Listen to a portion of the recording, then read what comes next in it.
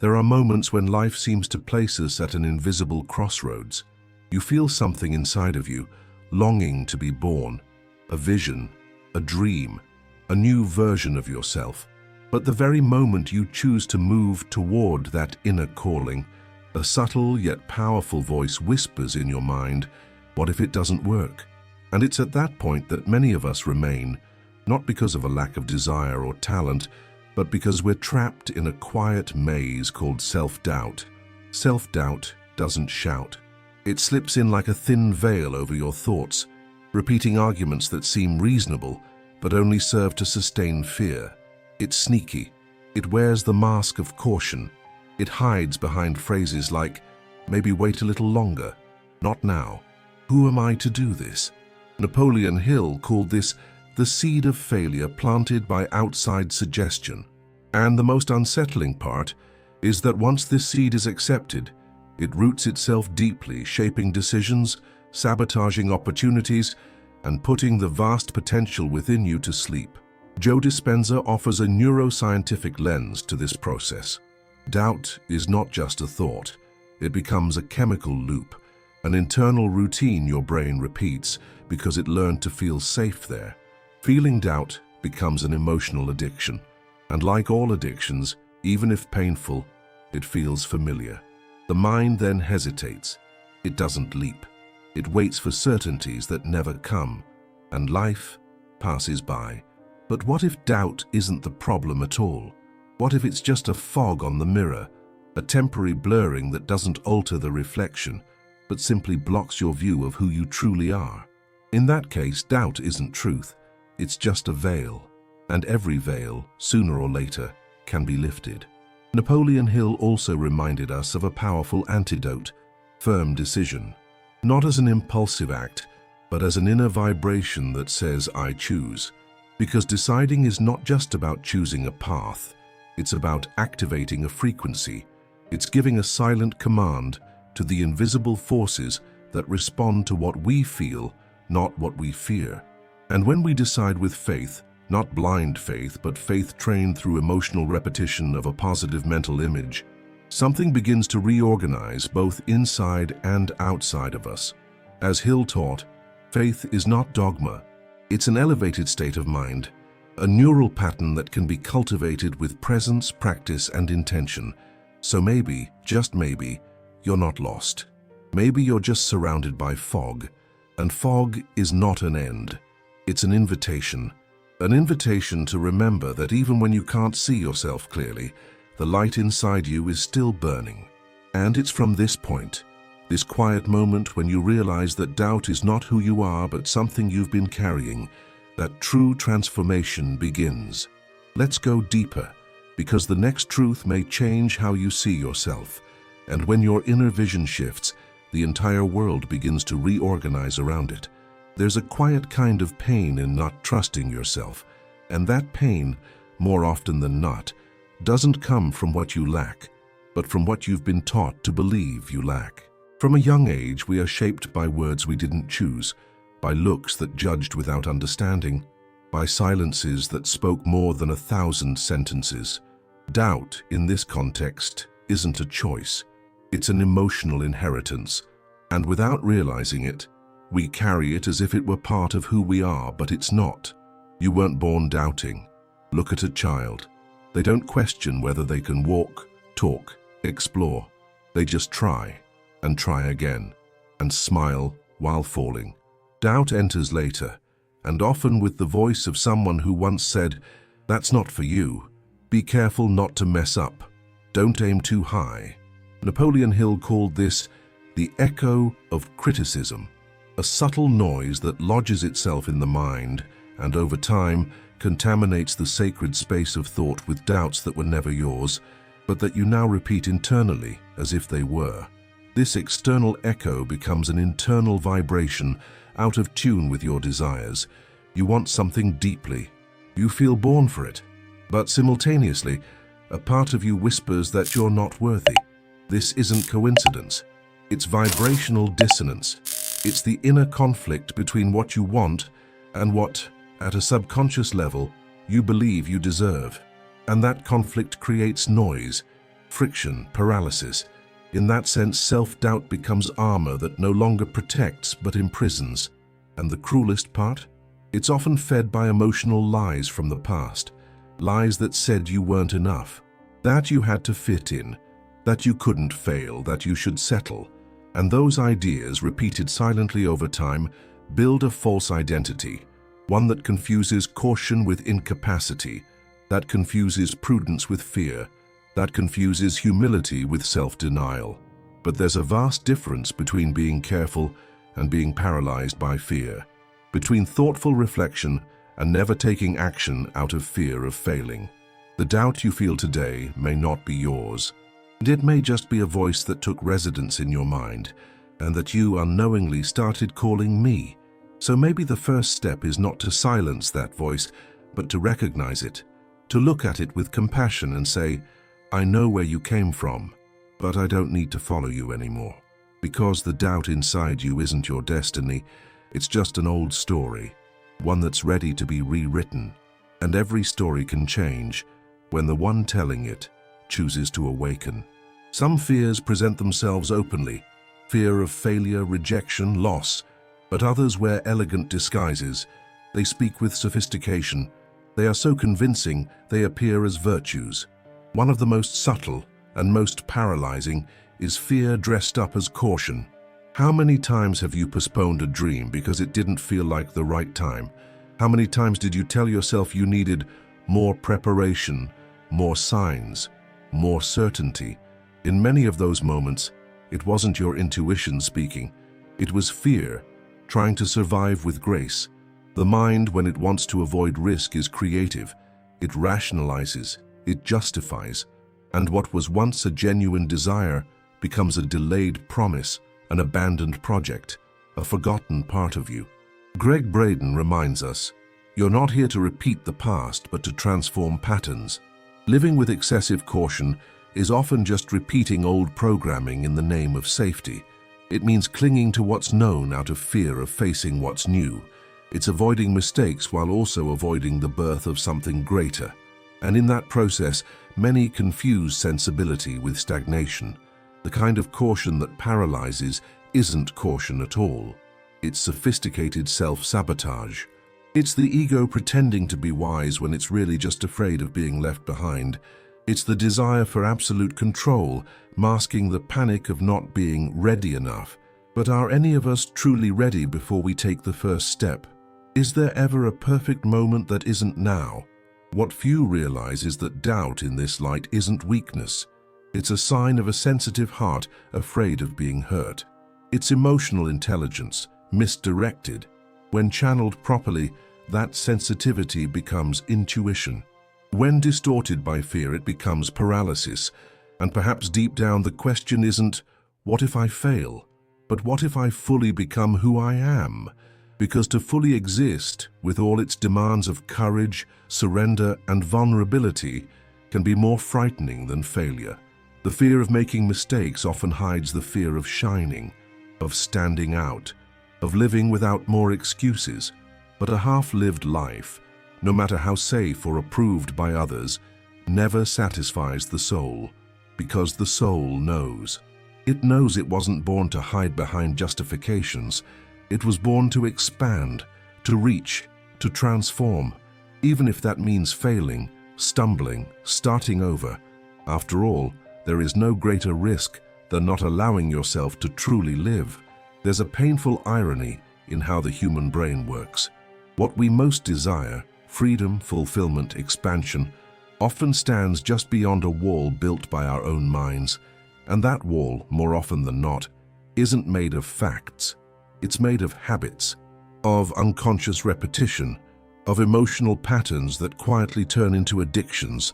Doubt, in this scenario, isn't just a passing thought. It becomes a cycle, a chemical loop, a behavioral default, a way of existing. Joe Dispenza explains that every recurring emotion shapes the brain the same way a river carves stone. Fear, hesitation, insecurity, when felt repeatedly, create neurological pathways that become easier and easier to follow. And the brain, always seeking energy efficiency, keeps repeating what it knows, even if it hurts, even if it costs you everything you long for. That's how doubt becomes comfortable. Not because it feels good, but because it feels familiar. It becomes a psychological shelter, a zone where failure is pre-lived, where the mind avoids the unknown by embracing the known pain. And in doing so, your reward system gets hijacked. Procrastination brings short-term relief. Postponing gives the illusion of control. Inaction feels safer than the risk of transformation. And just like that, an addiction forms, one that doesn't smell, doesn't bleed, doesn't leave visible marks. But that slowly erodes the foundation of self-trust. It's as if the brain is whispering, "I'd rather fail in what's familiar than succeed in what I can't yet predict." As irrational as that sounds, it's biologically supported, and without awareness it becomes automatic. But there is a way out, and it begins with building a new loop. The brain can learn to win. It can become addicted to clarity, to movement, to success. But for that to happen, it needs emotional repetition of a new kind. It needs mental images that create familiarity with victory, with completion, with breakthrough. So imagine yourself, every day, taking that one action you've been avoiding. Feel, even for just a few minutes, the emotion of it already accomplished. Let your body react to that future as if it were now, because your brain does not distinguish between a vividly imagined event and a real one. And when you repeat this image with feeling, you begin writing a new script, a new pattern, a new self. Breaking the doubt addiction doesn't require force. It requires presence, it requires consistency, and it requires the silent commitment to no longer treat hesitation as home. Because deep down your brain is just waiting for a new instruction, one that leads not away from fear, but directly into the life that has always been yours. There is a kind of silence that is not peace. It is absence, a distance between who you are and who you know you could be. And that space is often filled with a sensation that's hard to name, a hollow ache, as if your soul has been trying to speak, but your mind is too noisy to hear. In that space, doubt doesn't just appear, it takes over. It becomes the loudest voice, even when speaking in whispers. Florence Scovel Shinn said that faith is not positive thinking. It's an internal knowing that needs no proof, a silent certainty that something greater is guiding, holding, and breathing through you, even when the world feels dark. But when doubt leads, that connection breaks. The creative energy that flows through pure intention begins to fragment. The vibrational coherence between mind, heart, and action weakens. Trying to manifest while doubting is like blowing out a candle while trying to light it. The breath of uncertainty snuffs out the flame of creation, and it's not out of malice or weakness. It's out of disconnection. The heart desires, but doesn't trust. The soul longs, but the mind interrupts, and the flow breaks. Life becomes effort, not expression. Intuition gets drowned out by anxiety, and when that happens, the body feels it. The chest tightens, breath shortens, vitality dims. Because what's disconnected isn't just your dream, it's your life force. And in that state, even the smallest decisions feel heavy. Even the simplest steps feel far. But there's a quiet strength that begins to return when you simply say, yes. A yes without proof. A yes without guarantees. A yes that doesn't shout but resonates. That yes is vibrational alignment. It's the choice to trust before you understand, to believe before you see, to move before you feel ready. This practice, returning to your inner yes, may seem small, but it is deeply transformative. It's not about convincing the mind. It's about quieting the noise that keeps the soul from speaking.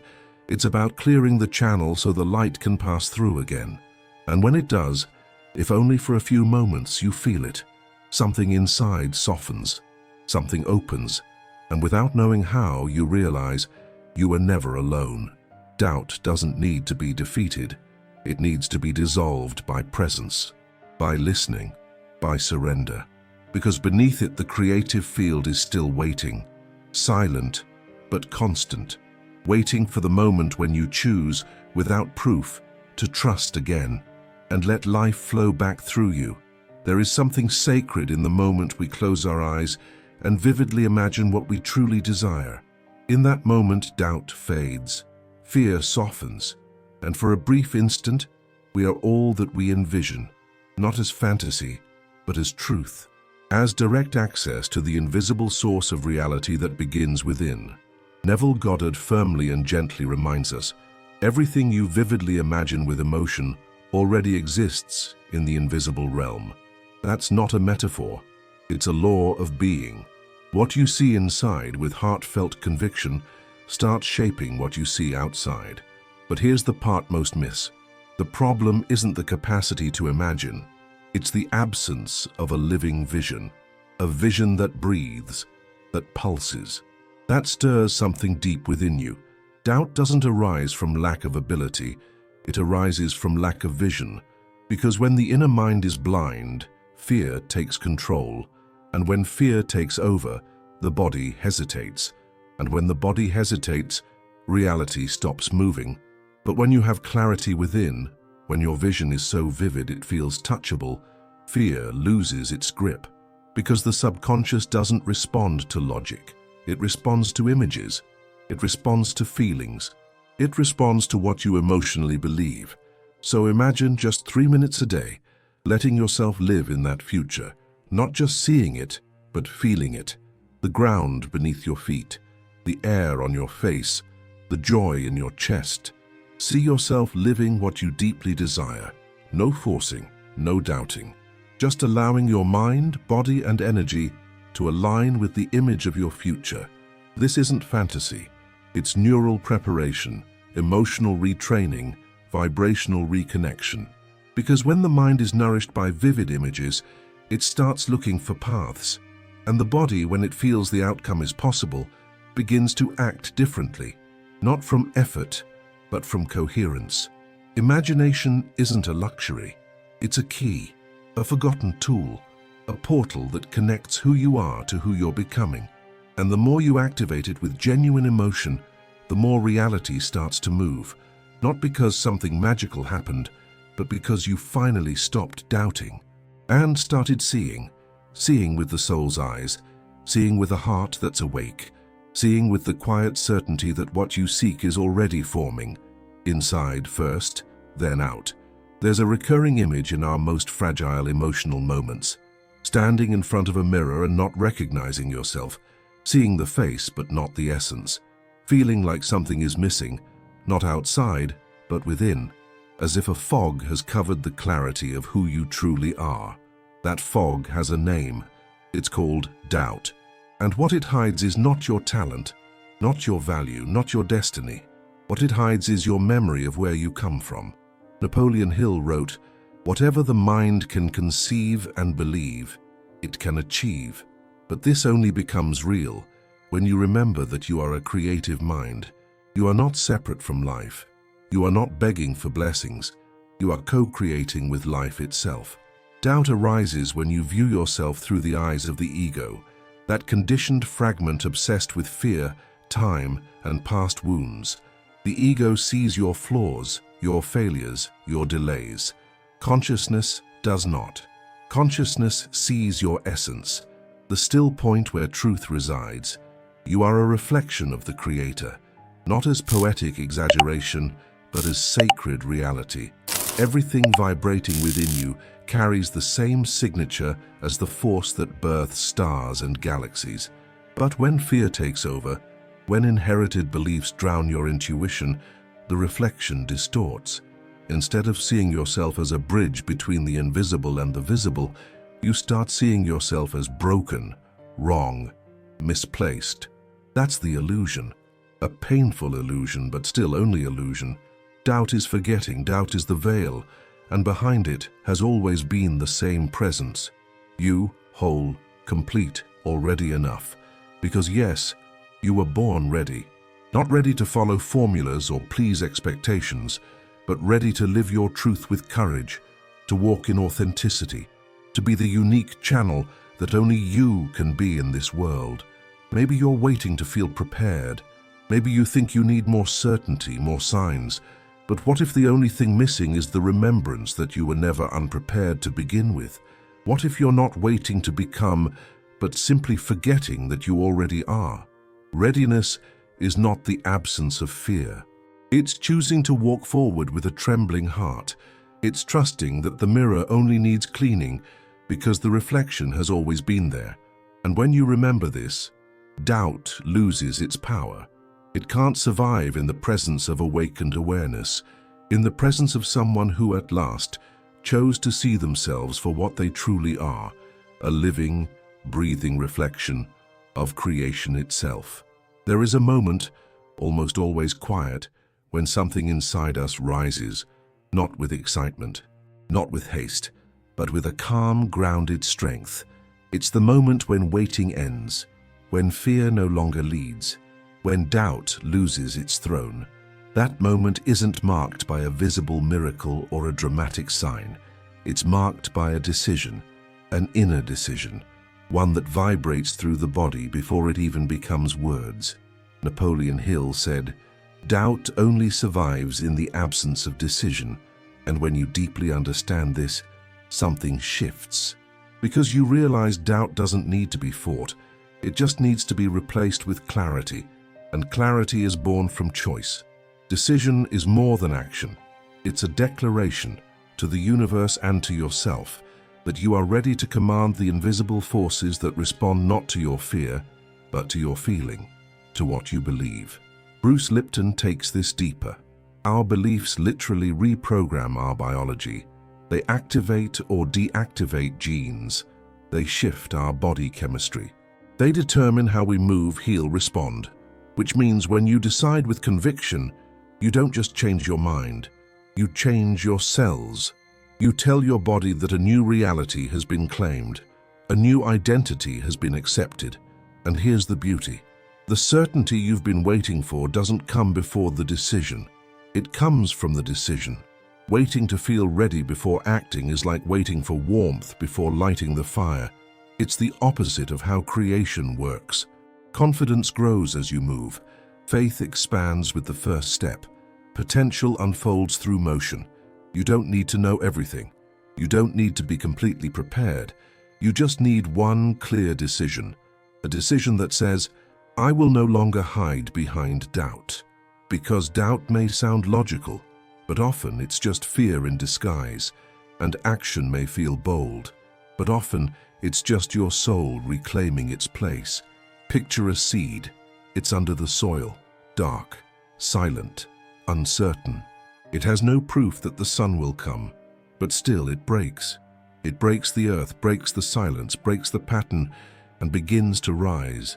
Not because it was certain it would succeed, but because it felt from within that it was time. Doubt didn't stop it, because the decision was stronger. So it is with you. Doubt may shout, but decision whispers louder, and that whisper, calm, clear, unwavering, is what changes everything. That is what activates your potential. That is what dissolves the shadows. That is what awakens the version of you that has always existed, waiting only for the courage to rise and bloom.